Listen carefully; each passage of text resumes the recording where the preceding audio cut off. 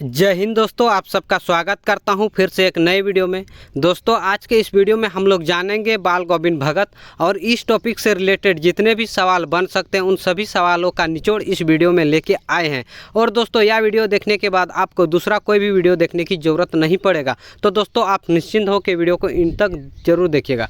और दोस्तों ज़्यादा फायदा वही लोग को होने वाला है जो झारखंड पुलिस, उत्पाद सिपाही या अन्य किसी झारखंड के मैट्रिक लेवल की तैयारी करते हैं, उसके लिए ज़्यादा फायदेमंद होने वाला है। तो दोस्तों आप वीडियो को शुरू से इन तक जरूर देखिएगा। आइए शुरू करते हैं वीडियो को और देखते हैं पहला सवाल से। तो साथियों आपका पहला सवाल है, बाल गोविंद भगत पाठ के लेखक का क्या नाम है। दोस्तों बाल गोविंद भगत पाठ के लेखक का क्या नाम है, तो इसका सही आंसर है आपका ऑप्शन सी, रामवृक्ष बेनीपुरी। आप लोग याद रखेंगे क्या नाम है उसका, रामवृक्ष बेनीपुरी। आइए नेक्स्ट बढ़ते हैं और देखते हैं आपका अगला सवाल।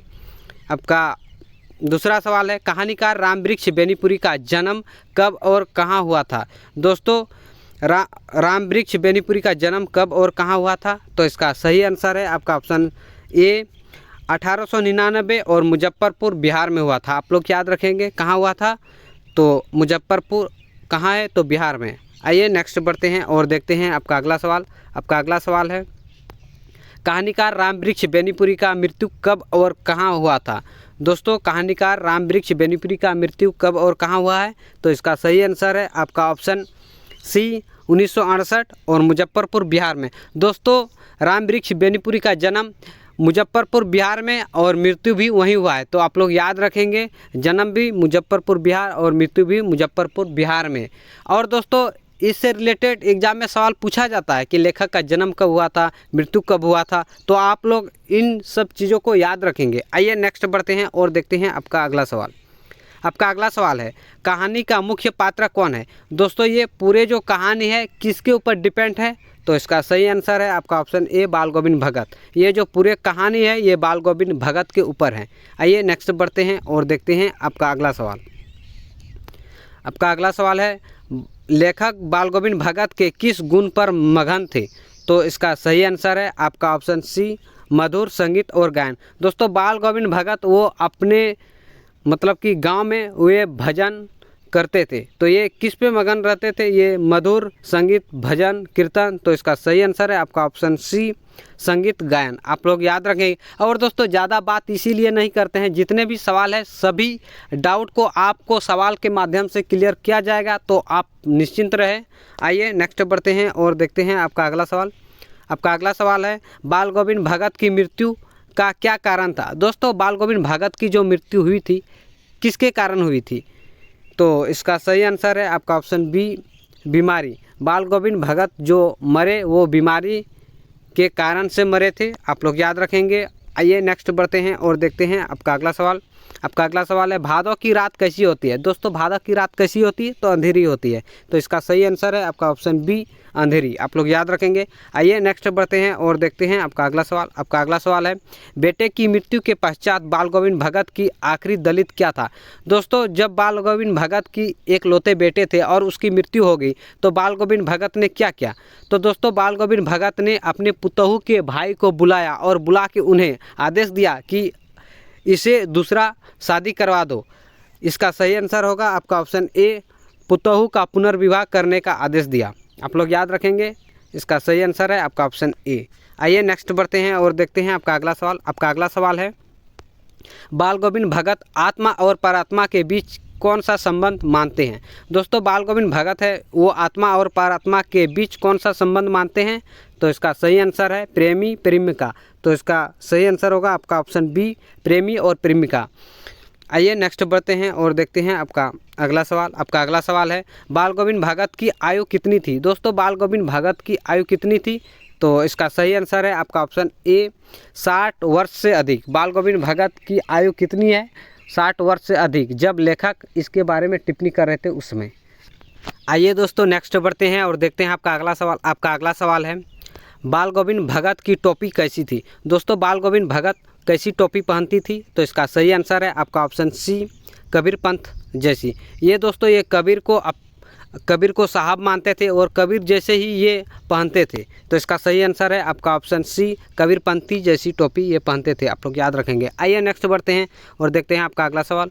आपका अगला सवाल है, बेटे की मरने पर भगत क्या कर रहे थे। दोस्तों, जब बाल गोविंद भगत की बेटे की मृत्यु हो गई तो उस समय बाल गोविंद भगत क्या कर रहे थे, तो ये गा रहे थे। इसका सही आंसर है आपका ऑप्शन सी, गा रहे थे। आइए नेक्स्ट बढ़ते हैं और देखते हैं आपका अगला सवाल। आपका अगला सवाल है, बाल गोविंद भगत कबीर को क्या मानते थे। तो दोस्तों, बाल गोविंद भगत कबीर को साहब मानते थे। साहब का मतलब कि बाल गोविंद भगत कबीर को सब कुछ मानते थे, यानी कि ईश्वर मानते थे, गुरु मानते थे। तो इसका सही आंसर है आपका ऑप्शन ए, साहब। आप लोग याद रखेंगे क्या मानते हैं, साहब मानते थे। तो आइए नेक्स्ट बढ़ते हैं और देखते हैं आपका अगला सवाल। आपका अगला सवाल है, बाल गोविंद भगत के गांव के लोग का मुख्य धंधा क्या था।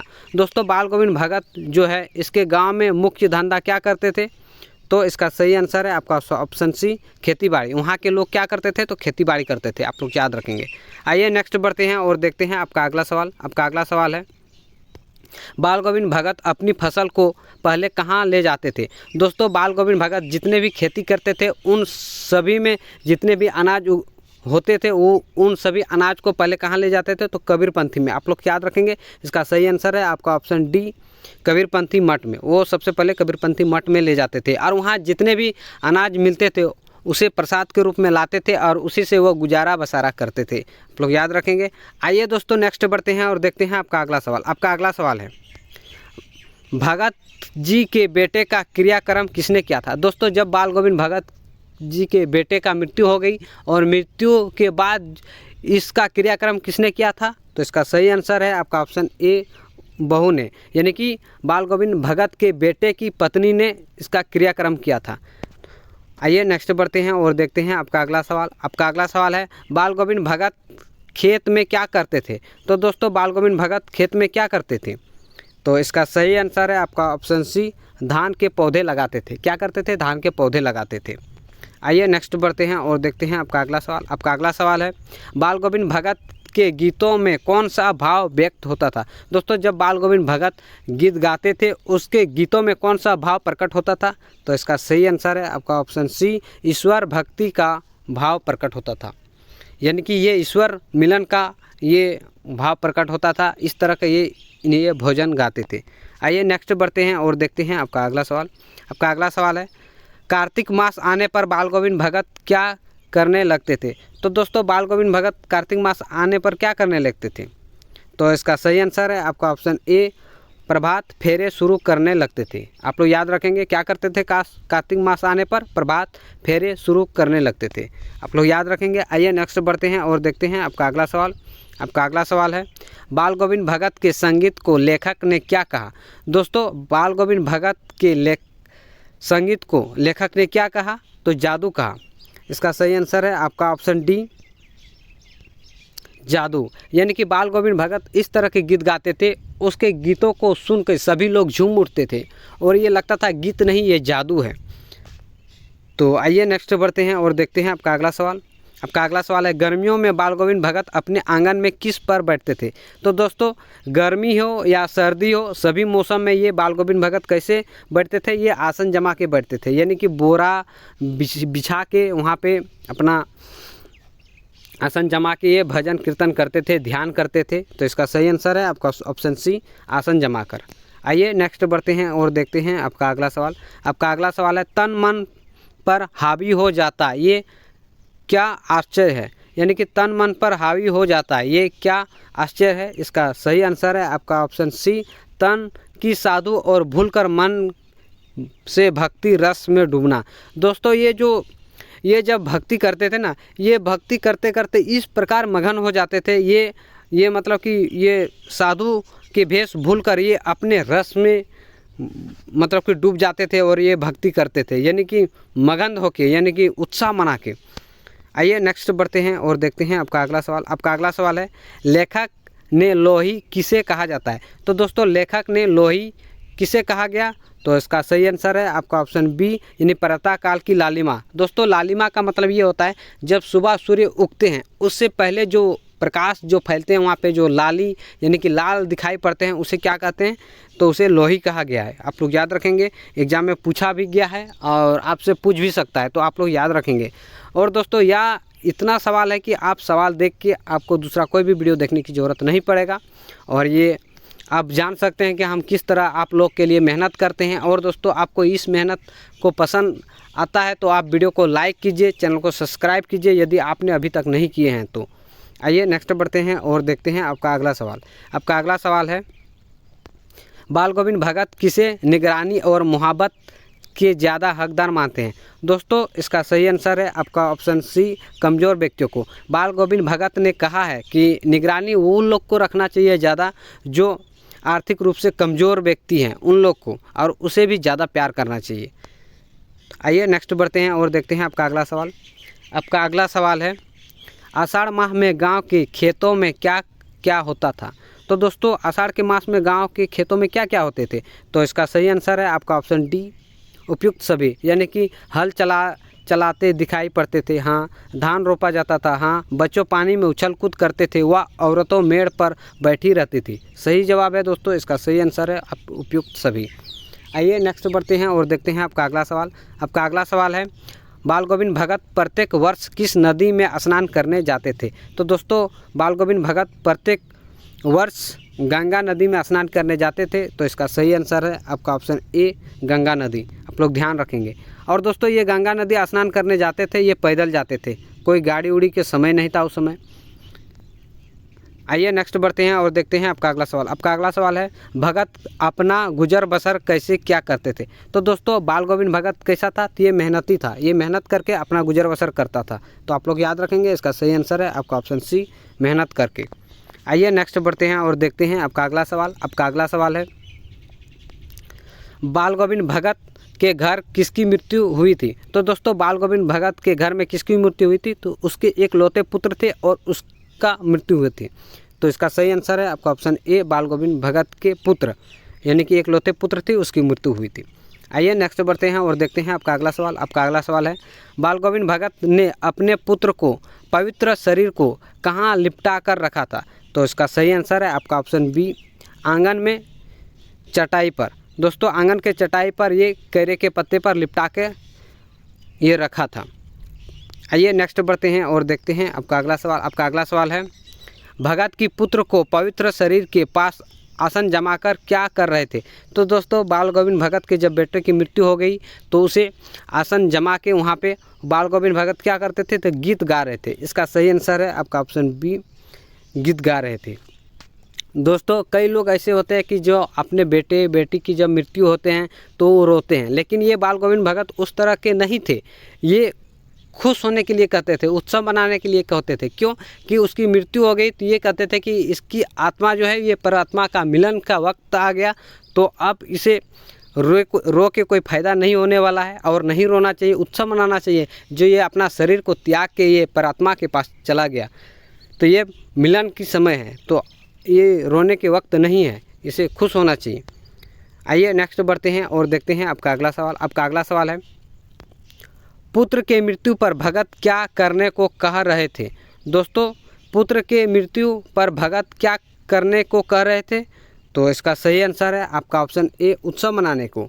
यानी कि उसकी पुतहू थी, यानी कि जो बहू थी, उसको क्या कहते थे? उत्सव मनाओ, ये मर गया, ये रोने का वक्त नहीं है, उत्सव मनाने का वक्त है, क्योंकि वो आत्मा परमात्मा का मिलन होने वाला है। तो आइए नेक्स्ट बढ़ते हैं और देखते हैं आपका अगला सवाल। आपका अगला सवाल है, पाठ के आधार पर बताइए बाल गोविंद भगत स्नान करने कहाँ जाया करते थे? तो दोस्तों ये डेली सुबह उठ के ये 5 कोस दूर नदी है, वहाँ पे ये स्नान करने जाते थे, तो इसका सही आंसर है आपका ऑप्शन सी, 5 कोस दूरी नदी में स्नान करते थे।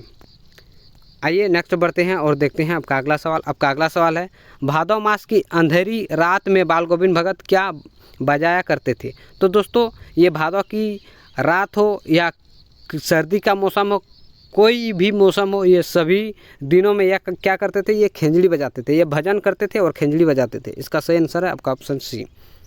आइए नेक्स्ट बढ़ते हैं और देखते हैं आपका अगला सवाल। आपका अगला सवाल है, भादव की गले में किस चीज़ की माला पहना करते थे। तो दोस्तों बाल गोविंद भगत की गले में किस चीज़ की माला पहना करते थे? तो इसका सही आंसर है आपका ऑप्शन सी, तुलसी की जड़ों का माला पहना करते थे। तो आप लोग याद रखेंगे, तुलसी का माला पहनते थे।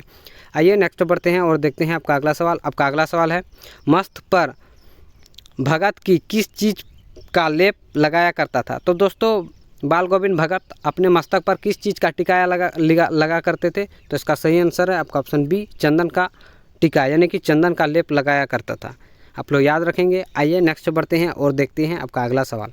आपका अगला सवाल है, सर्दी के मौसम में भगत की क्या ओढ़ रहा था, यानी ओढ़ा करते थे? दोस्तों सर्दी जरा सा भी ठंड लगते थे तो बाल गोविंद भगत क्या करते थे? काला कम्बल ओढ़ लेते थे। तो इसका सही आंसर है आपका ऑप्शन बी, काला कम्बल। आप लोग याद रखेंगे, जब भी उसे सर्दी लगती थी तो वह काला कम्बल ओढ़ते थे।